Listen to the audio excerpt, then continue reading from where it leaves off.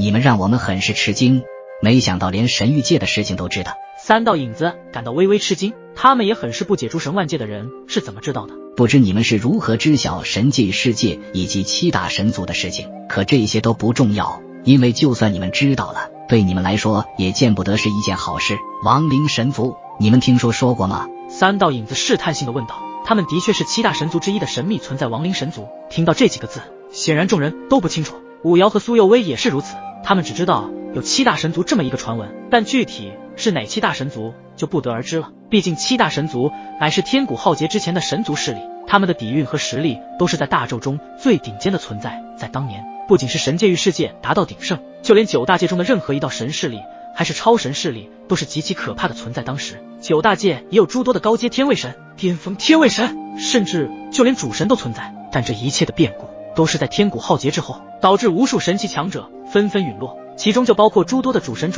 乃是大宙的最高境界。只要哪一方神势力和超神势力中有主神坐镇，那么就是可以轻易统治一方大世界的存在。主神之威，那可是连天位神都得跪拜臣服。亡灵神族我们并不知道，但是在千万年前的那一场毁灭级的天古浩劫中，你们七大神族似乎也受到了重创，连整个神界域世界都受到了严重的毁灭程度。不知如今的神界域，武瑶、苏佑威二女也是将此前周元告诉他们的事情一一讲了出来，因为只有那位元尊才知晓关于神界域的种种信息。毕竟他乃是进入过神藏的人，不仅获得了大道机缘，更是让他知晓了诸多有关于整个大宙世界的信息，其中就包括神界域的信息。而且那一场毁灭级的天古浩劫几乎是大宙诞生以来让万物神灵都是感到最为绝望的浩劫。面对那些存在，无数主神全力以赴都不能彻底的铲除宙外入侵者。但至于为什么会有如今和平的大宙，谁也不知道答案。或许神界域的七大神族可能知晓，毕竟他们可都是存在于天古纪元时期的神灵。你们怎么知道的？三道影子终于是有些动摇起来，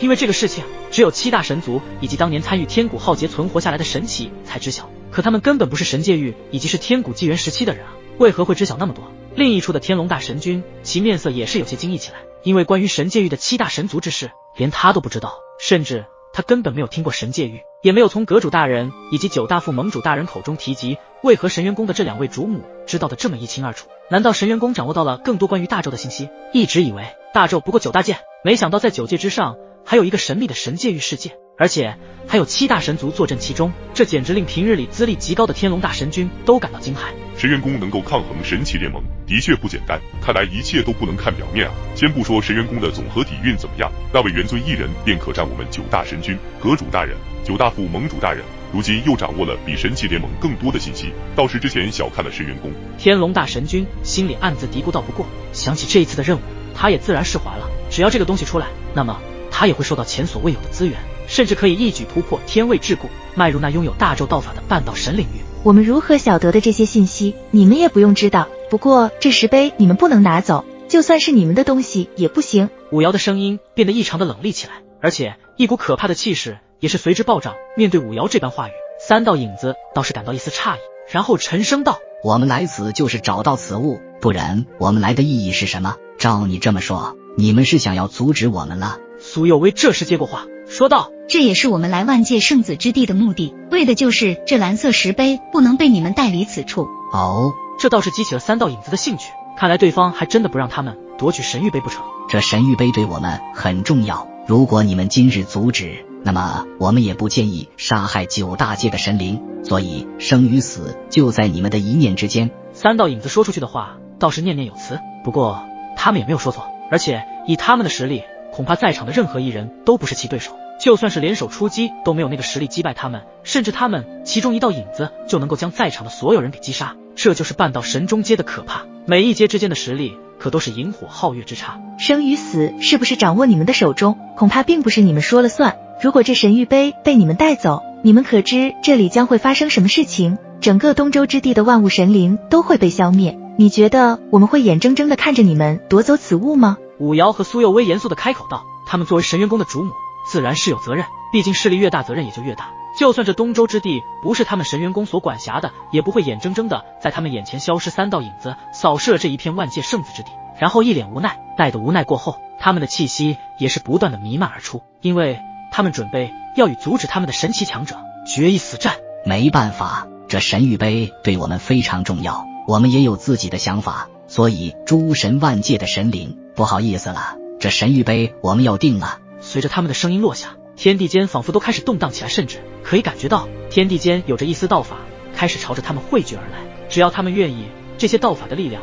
能够轻易的击杀天位神。所以现在的局面对于9大界的神灵来说还是非常的被动。在这片战场上，气氛骤然凝重，武瑶与苏有微面色也是凝重了一丝，他们的目光如炬，紧盯着面前的3道影子。毕竟眼前的3道影子可不是寻常对手，半道神的力量可不是所谓的天位神能够抵抗。神元宫的小龙与寒吞吞3人见状，也是立马来到了武瑶苏有微的身边，体内的气运之力似火山蓄势待发，周身散发出淡淡光泽，充斥着天地之间，仿佛可以窥探未来之事一般，非常的特殊。你们的气运之力非凡，但尚有瑕疵，并不是完美的气运之力。3道影子如同幽魂般吐出冰冷的话语，随即他们的亡灵之力汇聚而成的阴冷能量波犹如实质般弥漫开来，战斗一触即发。武瑶手中的长剑微微颤动，仿佛感受到了即将到来的狂风暴雨。苏有微双眸中闪过一丝坚定，他知道这一刻不容有失，一旦神谕碑被对方夺取，那么整个东周之地中的万物神灵全部会被消灭，这样的毁灭之事绝对不能让其发生。你们是诸神万界的神元宫之人是吧？今日我便让你们知道，神族的力量可不是你们抗衡的存在。你们准备好迎接最后的审判了吗？3道影子低沉的声音回荡在空气中，仿佛来自深渊的呼唤。突然间，3道影子竟是率先出手，而且他们出手并不是一人出手，都是同时出手，一人都难以抵抗。3人同时出手，那简直就是碾压呀！那3道影子化为一道道紫色的光芒，直冲神元宫5人而去。空气中传来阵阵破风之声，亡灵之力所过之处，花草树木万物皆枯，生机被瞬间抽离。这一幕让众神奇强者看到了，表情大惊失色。半道神的力量，就算是神元宫的人也无法抵抗，除非是那位公主亲自过来，不然就算我们全部的人联手，也不会是其对手。乾坤岛的卞娜出声道，而且他的人更是面露惊恐，准备想要逃离此处，因为一旦神谕碑夺取，那么他们也都会随着东周之地消失而陨落。然后急忙的对着卞娜道：“卞娜姐，我们快走吧，离开万界圣子之地，离开东周之地，这里太危险了，就算成为万界圣子，恐怕也得死在这里了。”卞娜也是陷入沉默，他的人说的没有错，如今这个局面，他们这里的人根本无法有战胜3位半道神的实力，所以从客观来讲，他们离开这里也是对的。但是卞娜可不是忘恩负义之人，之前要不是萧炎的帮忙，他们乾坤岛的所有人恐怕早已经出局，更不会获得一些稀有的天地宝物，而现在竟然还想要逃离此处。卞娜的表情变得有些纠结，但是片刻之后还是冷静了下来，道：“你们先回去吧，毕竟萧炎他们还在这里，如果待会真的发生了什么事情，萧炎他们肯定也会很危险，到时候我会利用乾坤秘法，让他们至少可以保住一条命。”刚刚那些想要逃离此处的乾坤岛几人见卞娜执意留在此处，他们也不好意思先走。这一次岛主大人派他们过来参加万界圣子争夺战，对的就是争夺万界圣子之名，如果争取不了，那么就去夺得天地宝物，而且万界圣子之地的天地宝物都是外面极其稀有的存在，所以他们就算最后无法参与万界圣子之名的争夺战，至少也可以从中获得了不少的天地宝物。但是这并不是重点，重点是他们看出了他们的这位卞娜姐似乎专门对那个叫萧炎的人有些不同寻常。卞娜姐，你不会喜欢那位萧炎吧？此时也不知道是谁说了这么一句，令得卞娜神色慌张，有些心虚的轻咳一声道：“你们在说什么呀？萧炎他这么优秀，肯定有很多貌美女子追，而且人家的天赋和实力都是我们有目共睹的，恐怕人家还看不上我呢。”但是此话一出，乾坤岛的众人也没有说话，而是每个人都神色各异的看着卞娜，令得后者的脸颊有些不易察觉的微红起来。也即在这时，神元宫的那5人与3道影子的对决也是进入了极其激烈的阶段。武瑶、苏有微、小龙女、韩吞吞5人散发出特殊的气运之力，在与拥有半道神实力的3道影子对战下不退反进，气运之力在体内如潮水般汹涌澎湃，形成了一道道璀璨的光柱，与亡灵之力不断的撞击在一起，发出震耳欲聋的轰鸣声。同时这也让的3道影子感到有些骇然，仅仅只是天位神的实力，竟然就具有着气运之力加身，看来这5人的来历也不简单。双方之间神力不断的撞击，每一次的撞击都是爆发出绝对的恐怖热浪。这一次他们5人几乎是拼了命的去阻止3道影子夺取神谕碑，所爆发出来的气运之力比起之前会更加的强大一丝。不完美的气运之力也有其独特的光芒与强大的力量。武瑶、苏有微这2位主母嘴角勾起一抹决绝之色，手中的武器绽放出耀眼的各色之光，迎向了那似乎能吞噬一切的生机的亡灵之力。气运之力与亡灵之力的交织碰撞，正在众神奇强者的面前悄然的上演，并且这是一场关乎命运与生死的较量，气运之力真是强大不简单啊！竟然能够让神元宫的主母和小永兄与韩姐吞吞前辈的实力得到短暂的提升，与那3道影子进行抗衡。萧炎一脸平静，虽然外表很平静，但是他的内心却是有些忐忑，因为这3道影子的手段